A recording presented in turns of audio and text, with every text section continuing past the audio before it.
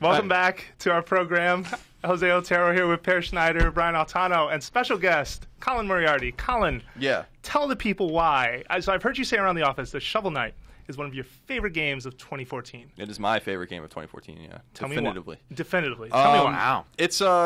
It's a really special game. I think that like retro games and old school inspired games and throwbacks are pretty common now. I think that's kind of the zeitgeist right now, and that's what I write in my review. But it's rare to find a game that really captures the graphical and aesthetic essence of it, and Shovel Knight does that with, you know, the graphics and the soundtrack, which is awesome, but also captures the gameplay. And it feels like a game that was lost, like a lost game from the NES. It looks a little prettier. Probably wouldn't run on an NES, obviously, but it definitely wouldn't run on an NES. But you know, it's a special game that harkens us back to that time, but also takes influence from great NES games. Not just any NES games, but really the who's who of NES games. And so, which ones? Give us some examples. I think, you know, obviously its gameplay, I think, is very reminiscent of, you know, DuckTales and Zelda 2. I think Zelda 2 is probably its biggest overall influence. But, you know, we have, you know, you can kind of pogo down or use, you know, Link's sword to go down, like, you know, downward like you could in Zelda 2 and obviously in DuckTales, and use that as a sort of platforming mechanic as well. Its stage designs, its enemy designs, straight out of Mega Man, literally straight out of Mega Man in some cases. You know, its town design is Zelda 2 meets Faxanadu. Its you know, overworld is Mario 3. So if it's that derivative, why is it good though? Because it's not derivative. Yeah, that's the best thing about it. Go ahead. Yeah, that's what. So I wrote my review like it borrows all these great things without ever feeling like any of those games. It feels like its own game.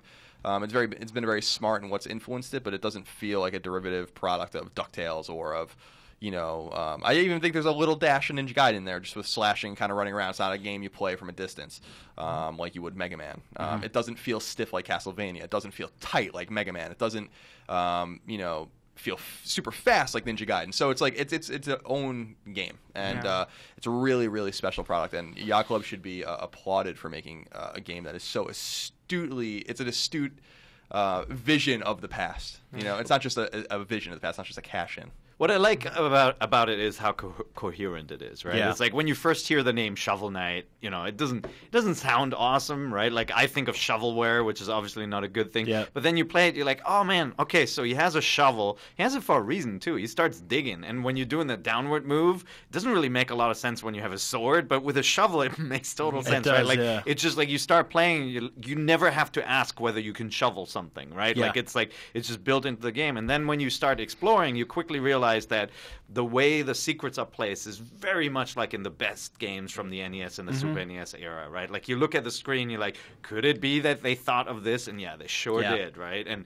in your review at the end, you actually showcase one of the times where you jump on top of something, you hop over the level and take a shortcut into a hidden room. Yeah, which I really like. So awesome. Yeah, the original Mario did it. DuckTales did it too. I am absolutely in love with this game. I finished it. I'm on New Game Plus. It took me about 9 hours. I did some grinding where I played old levels to get money to unlock new suits of armor and items and stuff like that. And I'm so glad I got to see the video game industry come so far that we can look back at the same time. Like I'm glad we are where there's Watch Dogs and there's the new Call of Duties and stuff like that, and there's Titanfalls. But there was something to be said about what was happening back at the time, and it wasn't just trickery with the simplicity that the developers were working with, but there's something amazing about that era of games, and it wasn't only because it was the only era of games that we could have technically made at the time, but because there was something magical there that happened within those limitations. Well, that era defined how most games, at least the games that we care about and sort of look for today, are. And there's a lot of magic going on here. Like there are more colors than an NES could run. Some of the scrolling is different than what an NES could do. Way better animation. There's no slowdown, which you got on the NES, and sprite flickering and stuff like that. Oh, that parallax scrolling. I know specifically there were certain colors that certain yellows that the NES couldn't do that Shovel Knight does like crazy, and it's wonderful. The music is excellent. You know, it's a beautiful game. It's got a ton of heart, and my favorite thing about it is it doesn't constantly go, hey, you know, somebody set us up the bomb, or like it's not like constantly quoting this T-Fury threadless stuff that we've spent the last 10 years like. Well, it's not making fun of its source material. It's not, We've seen so many retro games I don't think it's romanticizing it in that sense either. it's just sort of going like, I love what you guys did back there. We respect the hell out of it. We grew up with it. Here's another member of that family. And I love that we can have this at the same time as your Titanfalls and stuff like that. That the video game industry has branched to allow us to do that is my favorite thing about this game. To me, it's like when you look at the world of film, and you go back to Ray Harryhausen and you had like stop motion animation, or you have like Walt Disney, like Snow White traditional animation, and you can have lots of CG animated movies nowadays. Once in a while, somebody comes around and does something the traditional way, or emulates something the traditional way. Like I think Paranorman does like a mix between CG and traditional animation. And it's like, and you feel like it feels different, and it feels like something that should always be around. It's not like, hey, we've left this behind, we're never going to bring this back. I feel like 8-bit is that for games, right? Yeah. Where it's like the art just looks so good, because it's so pure and it looks so blocky, and you did so much with so little that when you do a game and you do it right, it can be really special. So. Yeah, and we almost take for granted like the amount of detail and animation and stuff like that in the game now. But in Shovel Knight, I think it's the first level, there's this like liger, or it's like this eagle lion thing, and he starts breathing fire at you, and it does this wavy thing, and it doesn't make any sense. But when you get close to him, he does this thing. It's like 3 frames of animation where he flicks his hand up in the air and he just like claws at you. And it's just a quick thing, and it's just a subtle little gesture that you used to see in NES games all the time. And now, every video game bad guy does something like it. And you don't think anything about it, but here, just to see him kind of break out of his typical frames and do something like that, clever and subtle, it's just beautiful. It's like little details like that I really appreciate. Yeah, so I have a few comments. So first, I think the developers were very aware that Shovel Knight was the name was ridiculous, because they even make fun of it in part of the story. I mean, when you first show up in the town that is right after finishing the first level of the game, the guard says to you, "No weapons allowed." Oh, wait, you just have a shovel. Oh, it's all fine. And you sort of feel that immediate undercurrent of like humor and what they were going for, even though the name was ridiculous. I also think that to your point, Brian, just that idea, and Colin, you kind of poked at this too, but just it is sort of a vision of the past without the technical limitations of that past. It is very much, sort of what we remember those games to be without the choppy frames of animation from Metroid or whatnot, right? Like, when too many enemies got on screen, how strange things would get. Or the flickering that would happen. And Mega Man 9 from Capcom did that purposefully. Like, they intentionally put that in there, and there was an option to switch it off. But I love that the developer of this game said, you know what? Let's make this the most pristine vision of what old school gaming used to be. Yeah. And at the end of the day, they, much like those games from that generation, figure out, okay, here's our core mechanic. Let us exploit and find every single possible use for this thing. That's why when you're running around, what is it, the Phantom Knights level? It's one of the Undead stages that are very Castlevania. You have to use the shovel to like scoop this item out of the ground that you then have to use the shovel to jump off of. Yeah. And it's so skill-based and it's so cool, and it just brings back all of these memories of a time when games weren't really afraid to not tutorialize and to tell you things. That's really cool about it. I think you totally nailed it. I think the name is what you would have called an NES game. Oh, yeah. You can't make a game sounds like a now. bad Japanese translation too. You can't make a game now called Mega Man or DuckTales. If these IPs didn't exist, and for the first time ever, some company's like, we're making a game called DuckTales, and you're a 65-year-old retired man who bounces on a cane, people would be like, get the hell out of here. That doesn't make any sense. Oh, this is Mega Man. He's a blue robot that his dad made in the wood shop or whatever, and he's going to go out there and he's going to shoot pellets, and he's got a fake arm. You can't do that anymore. But something like Shovel Knight, it reminds you of like what it was like in the 80s, where ridiculous games with ridiculous titles could come out like that, and it was okay. That token weirdness is a huge part of it too.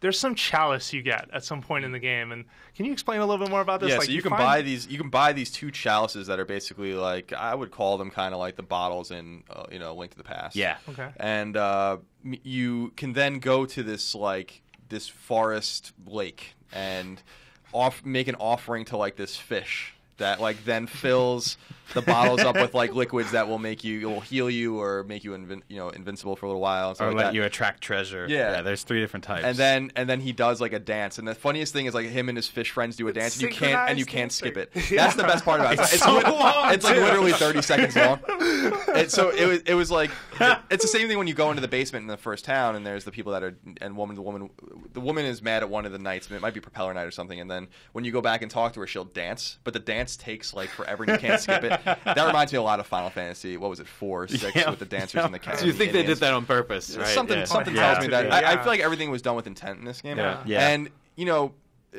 the reason that Shovel Knight's special to me, the reason why I always harken back to these old NES games is because, and SNES games, even Atari games, one of my favorite games, from the Atari era is River Raid, because I think that game is just a phenomenal game. Good, yeah. And, there wasn't, at that time, gameplay had to catch you, right? You had the box art, like Deadly Towers box art was infamous because it looked so good. That game sucks, right?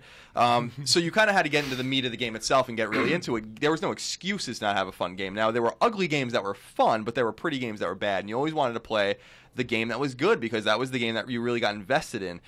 Shovel Knight is able to kind of meld both of those worlds, which, when you think about it, not many franchises were able to do, right? Like, Mega Man did it. Mega Man 1 wasn't the prettiest game, but 2, 3, 4, 5, 6, beautiful games, especially 6. If you go back and look at 6 from 1994, I don't know how that thing ran on an NES. Like, it was so insane, the backgrounds, that, Castlevania, especially Castlevania 3, beautiful game. Mario 3, beautiful game. Even when you got into, like, later games like Star Tropics and stuff like that, like, these were games that were pretty and had their own aesthetic. But if they weren't fun, we weren't going to mess with them. Now everyone's obsessed with graphics, and that really pisses me off because I don't care the way the game looks. I care if the game's fun. And here's the thing, Shovel Knight is extremely fun. It's, in my estimation, the best old school inspired game since Mega Man 10, and probably better than Mega Man 10. And unlike Mega Man 9 and 10, which were built, by Indie Creates on something that resembles the engine of Mega Man 2, this is, like you guys said, uses the technology of today in an old way. You don't have to figure out how to use flicker and slow down to your advantage. And when you speedrun Mega Man 2 and 3, you actually use those things to your advantage. You learn where they are. And you can even make it happen yourself by shooting on the screen at certain times. You can't do that in this game, so it's all kind of skill-based. That said, one of my major complaints is the game's not very hard. It's hard in New Game Plus, but it's not hard if you grew up with an NES. It's not going to. That's a complaint for you because you grew up with NES games, and you actually like the challenge, right? Yeah, I do, and that's what I was going to say. Like, I think it's accessible. I think it's smart to be that accessible because you can play New Game Plus and have that more grueling gameplay if you want, that more unforgiving gameplay. But the removal of continues and lives means that you're not having that moment like you do in Mega Man 2 when you're struggling through Quick Man stage. You get there, you have no lives left, no E-tanks, you have half a life bar, and you die, and then you have to go all the way back to the beginning. That just doesn't happen in Shovel Knight. That was exactly it. And that was an incredible speech, by the way. It was really good. I completely agree with you. It is set up like Zelda 2, just from the town system, and then it's got an overworld and stuff like that. But you do never get that, like, wah, wah, wah, wah, where you have to start the whole thing over and you're like, God damn it!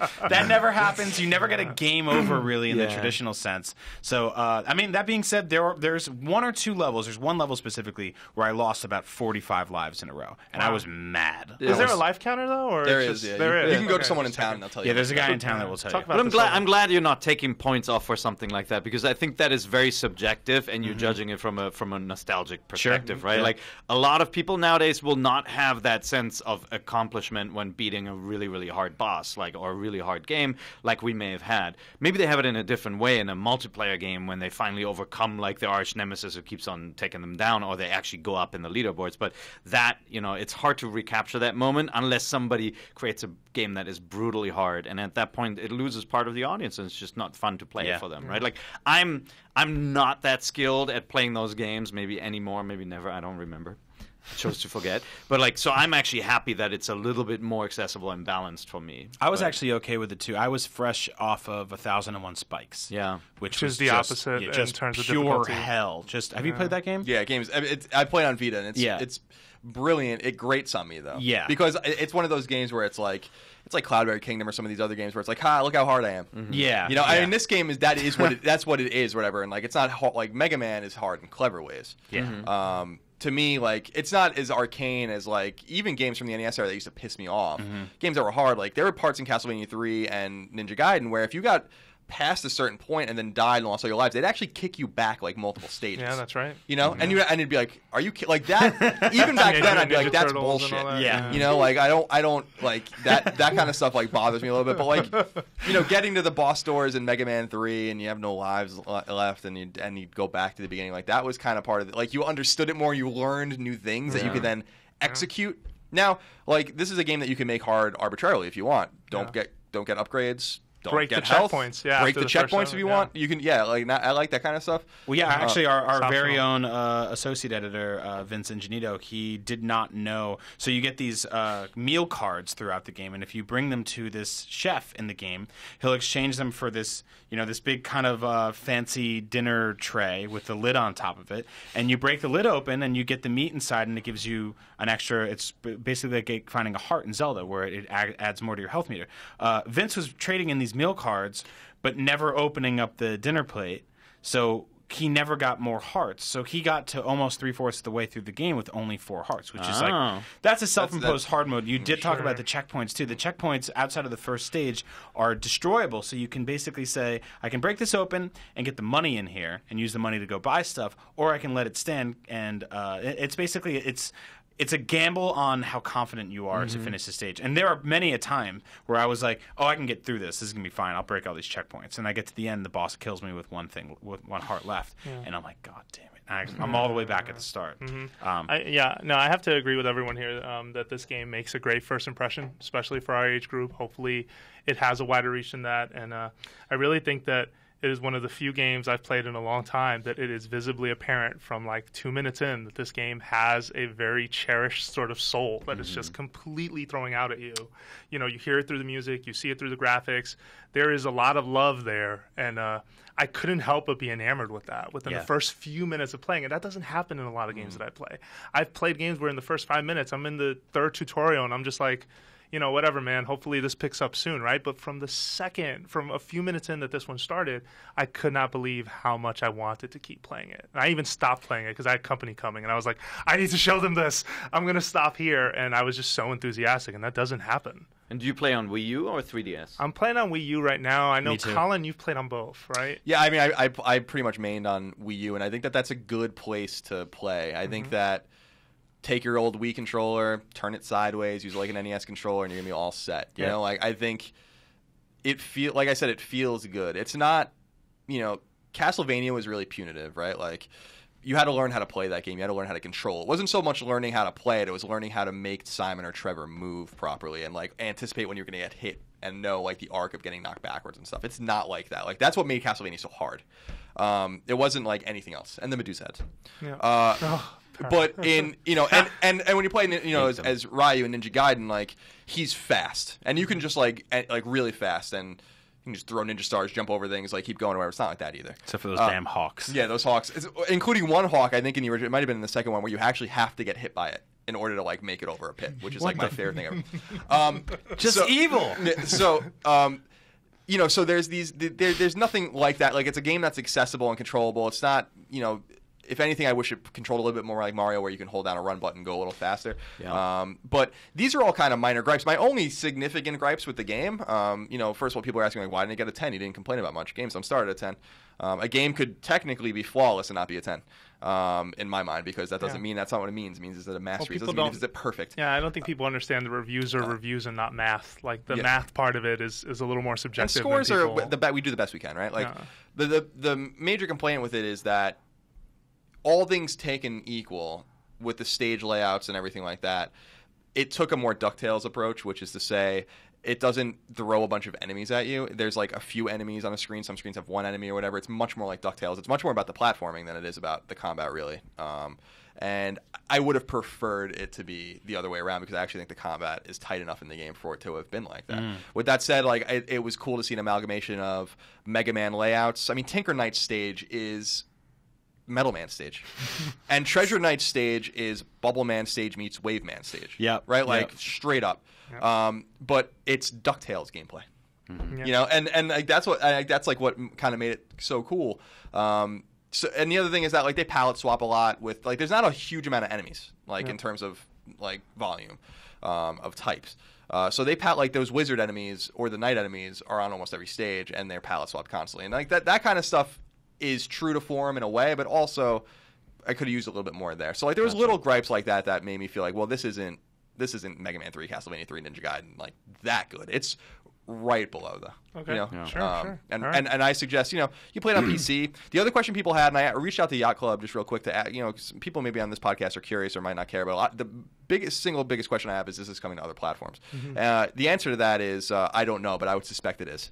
Okay. The reason I say that is because on their own Kickstarter, they're like, we want it on everything. There was so they're starting where it belongs, which I think is the same way I felt about Mega Man 9 and 10. Mega Man 9 and 10 belonged on the Wii, and then it went to other platforms. And this game belongs on the Wii U.